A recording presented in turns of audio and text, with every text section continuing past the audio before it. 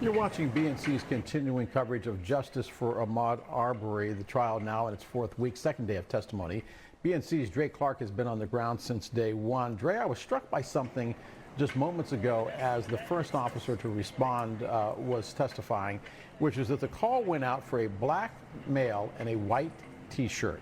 If there could possibly be a generic description to describe just about every African-American male in America at some point in time, which goes to the whole issue of why this case is resonating two different ways with two different communities, one black, one white. Yeah, Dale, good afternoon, or good morning to you, rather. You're talking about former Glenn County police officer Ricky Minshew, who was the first officer on the scene on the day Ahmaud Arbery was killed. Yeah, that was the description that he received. He noted at 1:08 p.m. he had received a call from dispatch about a suspicious person being in the area, and he says he was there in the Satilla Shores neighborhood within 5 minutes of that call. He says it was not an emergency call, so no lights and sirens, but he was slowly driving through the neighborhood when he heard what sounded like fireworks, and he says that was commonplace at that time in the neighborhood. But in actuality, what he heard was gunshots. So he continued patrolling, and then he says two white males flagged him down.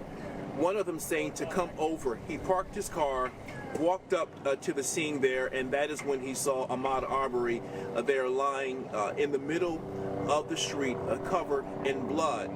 He said Ahmaud was making a noise in which he described as a so-called death rattle, which is a noise that individuals make when they are in the final or last moments of their life. He says he's heard it before an accident scene, so he realized that Ahmaud Arbery was in the middle of transitioning or dying at the time when he walked up to the scene. So a very graphic description. But going back to your original point, Dale, about the description that was given out to Officer Minshew, that's key because remember, this is a majority white community.